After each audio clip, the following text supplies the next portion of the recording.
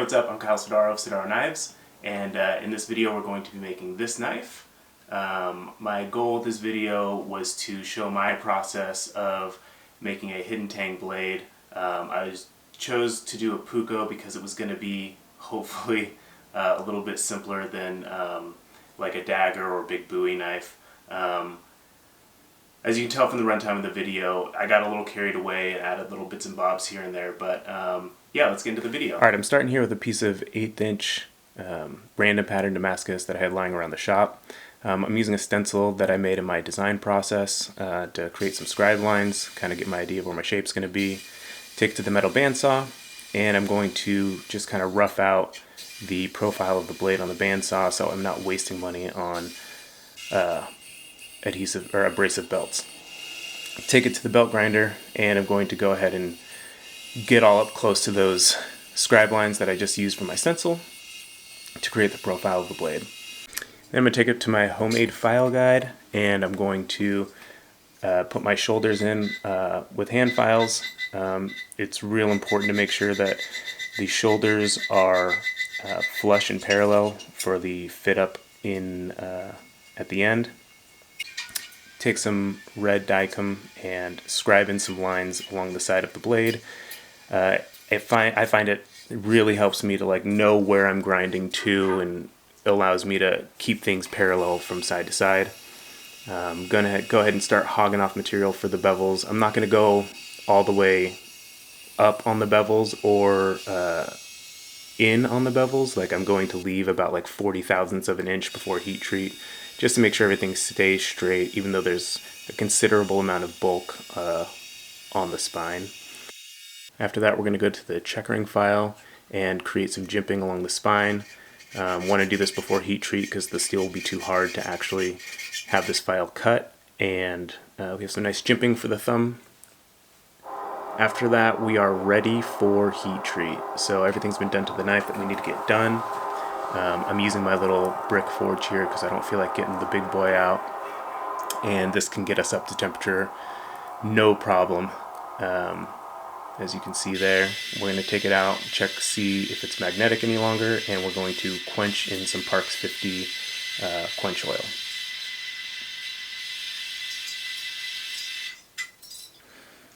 Now that the blade is hard, before I take it to temper, I like to grind the bevels down a bit just to get to fresh steel again, get rid of all that carburization so I can see the colors in the tempering. While that knife is in the oven tempering, I'm going to start on the handle shaping. I start profiling the handle first, just so I have an idea of where everything needs to go and getting all of the parts aligned, making sure that my tang is sitting in the right spot and all of that stuff. So we're just doing the profile on the belt grinder, and we'll move on to the front guard.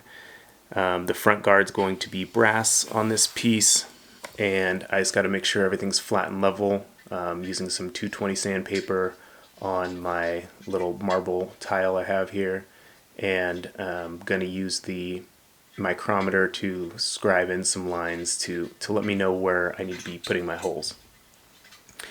Then I'm going to be taking this to the drill press, and I'm going to put 1/8 inch holes straight down the line, approximately evenly spaced. The spacing's not as important to me as keeping them aligned, so I just want to make sure that I have perfectly straight holes, because I'm not going to have a lot of wiggle room when it comes to filing out the hole for the tang. So I'm going to finish these holes all the way through at 1/8 of an inch, and just using some cutting oil and an 1/8 inch drill bit.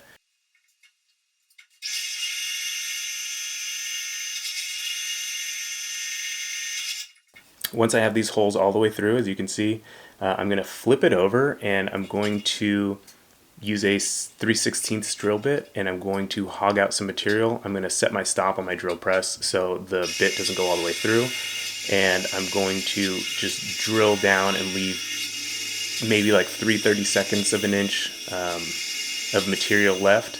What this does for me is it allows, you can see here that it's hogged out on the back, but on the top it's still at 1/8 of an inch. what it does for me is that it allows a space for the epoxy to rest and kind of like have a well of epoxy.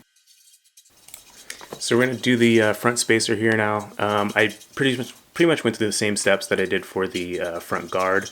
I just didn't leave those or put in those 3/16 inch holes. This is just 1/8 inch straight through. And then I'll go back and forth between files and checking to see how far down it slides onto the tang of the blade. Just kind of see where I'm at here. And then I will move back to the front guard, and at some point I realized like I should probably figure out what I'm doing with the actual handle. So I jump back and forth between the front guard and the handle. I like to bring everything up to, you know, being done all at the same time in a weird way. So that's just, I don't know, my process, I guess. Back to the drill press here, we're going to just drill out 1/8 inch holes straight down, a line of them essentially, and then connect them with the drill, files, chisels, and a handle broach that I don't know where I got from, but is super useful. Here we go with the drill, just trying to connect those holes. You're not supposed to use a drill like this or drill bits, but you know, it gets the job done. This is the handle broach that I was referring to. It's like basically a little pull saw that fits down into a little, like a handle tang hole. Super useful, super helpful. Does a lot of the heavy lifting on this. And then, like I said, go back and forth between chisels, that handle broach, and then I'll be using files here as well, just to kind of clear out the space so the handle or the tang will fit into the handle.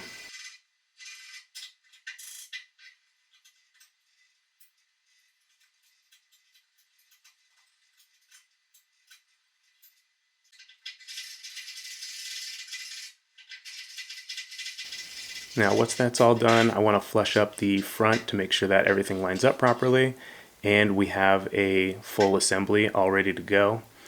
I'm going to take the blade now and get that up to snuff. We are going to take the edge down to around 10 thousandths of an inch. Because my intention was to make this blade simple for the video, and then I grabbed a piece of Damascus and I realized that I want to have the Damascus all the way down the blade. Traditionally a Puukko would be a zero bevel, which means that this primary bevel would go all the way down to nothing, and when you sharpen it, you would sharpen that whole bevel essentially.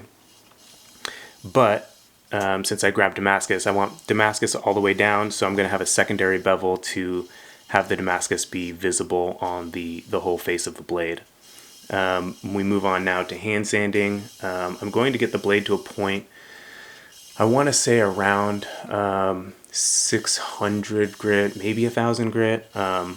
Just it's a ton of hand sanding. I can't even explain to you how many hours of hand sanding I take out of these videos.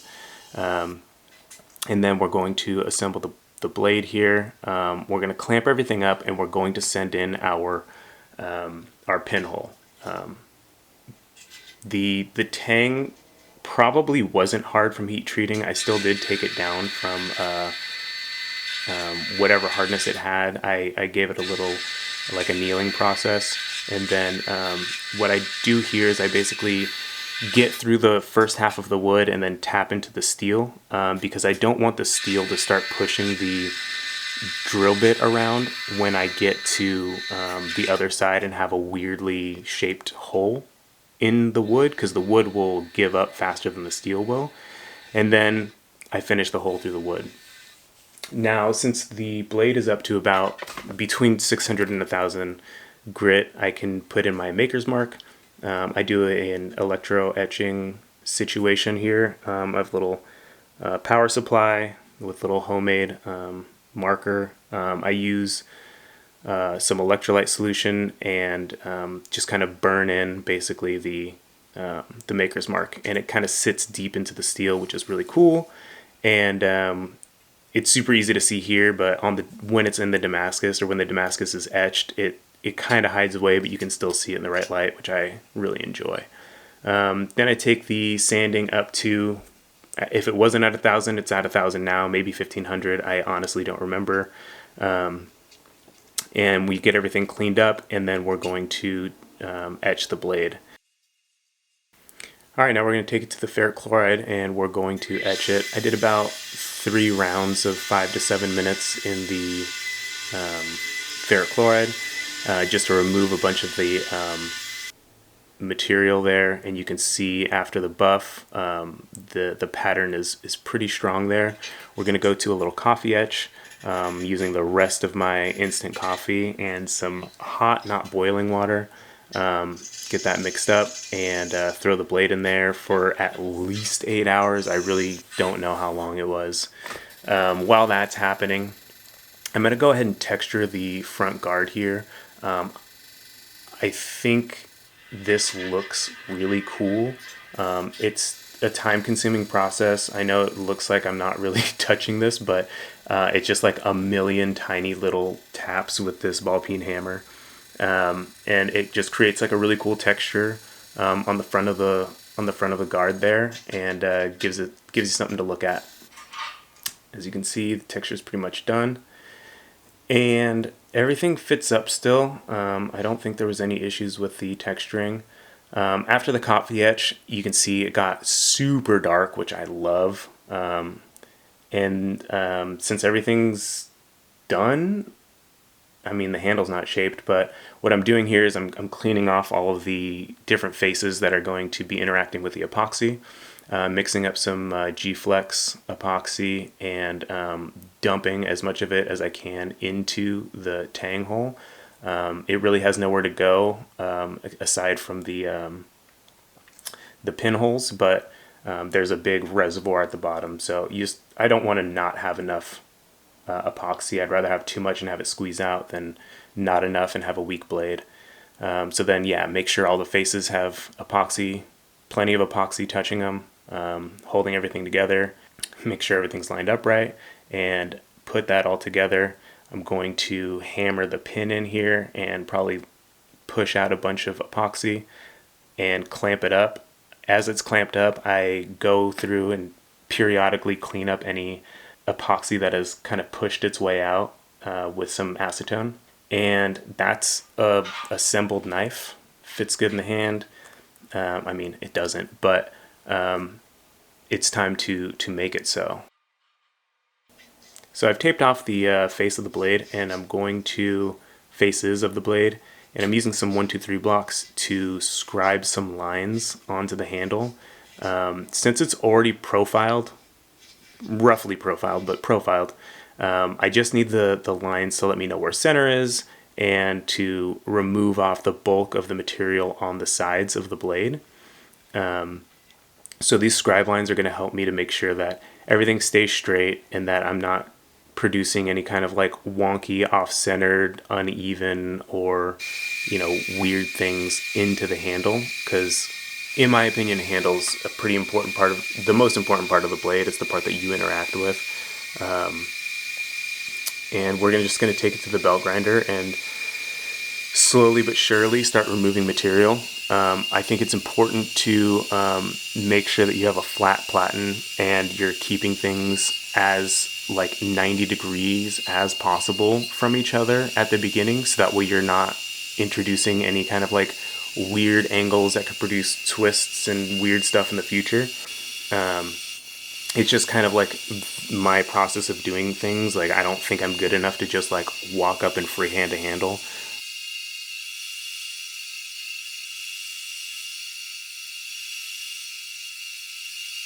So since I took a little bit of meat off of the profile, I'm going to have to rescribe my lines that I had in there. Additionally, I'm going to be scribing lines in for where I want the outside of the handle to be, just so I can start getting everything flush, like the front guard, the front spacer, and that little brass spacer. I want them to all be flush, and they're kind of at different points right now, so I got to make sure that they all level out. Going back to the belt grinder, and since I made the back of the blade, back of the handle I should say, 90 degrees from the sides. Now I can lie it on its back and take off that material in a uniform way that it's not going to, again, it's not going to introduce any kind of like weird angles that I'm going to have to contend with later to try to like match or even things out. So I'm just following these scribe lines. More or less, I'm actually creating kind of a bulge towards the heel of the handle, and trying to introduce a bit of a shape to the handle, I guess. Because my profile is done, I'm creating a kind of a swell towards the heel.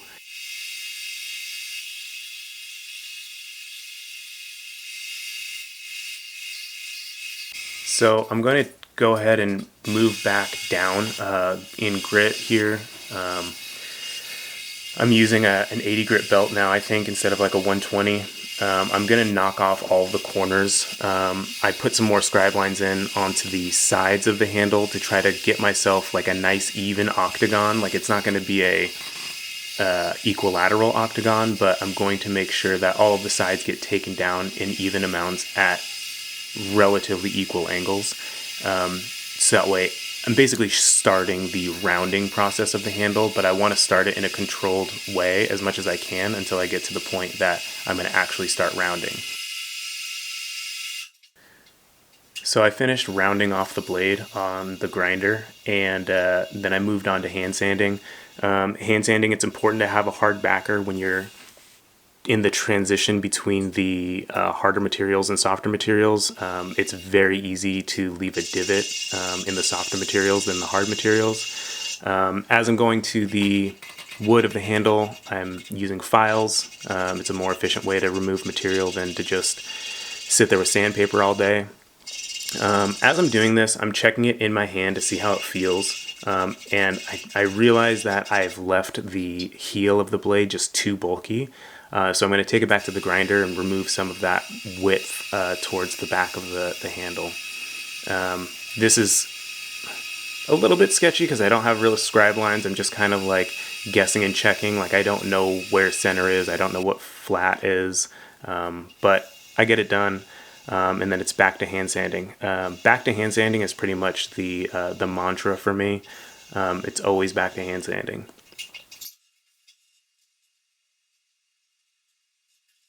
So this is where I got a little carried away. I decided that I was going to do something a little fun and fancy on the butt of the handle.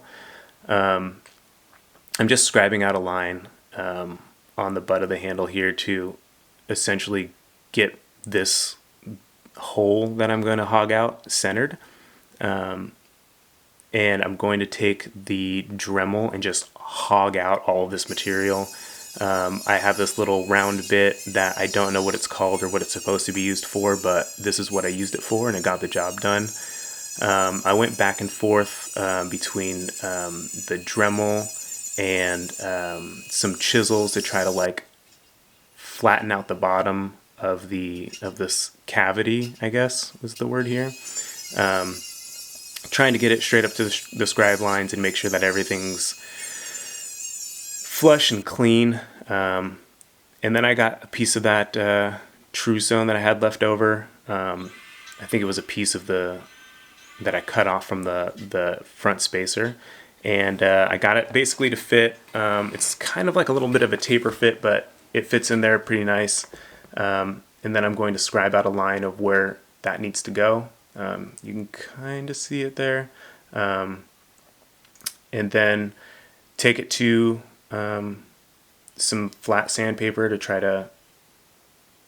try to get it shaped.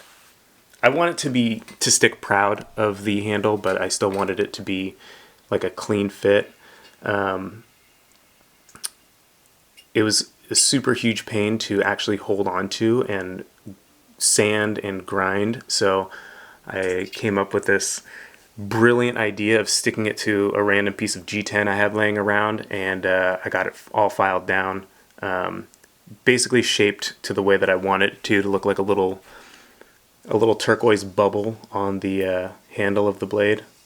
And then it's off to just rounding off the edges. Got to make sure that everything's clean and even. You don't want to have like, different radiuses on your your rounding spots. So I tried to keep everything even and clean.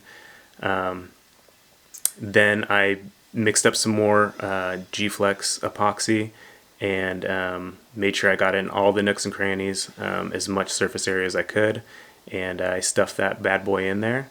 I'm going to take some Q-tips and some acetone and clean it up, and then I think I actually held this down with tape as a clamp. So now I'm taking this back once the epoxy is cured, and I'm going to hand sand the handle up to 600 grit.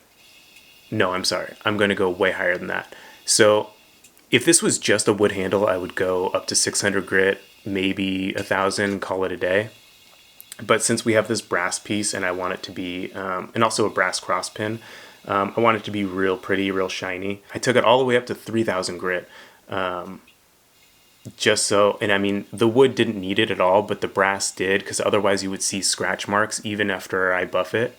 So once it was up to 3,000 grit, I took it to the buffer, got everything cleaned up, made it nice and shiny, and yeah, it's looking pretty.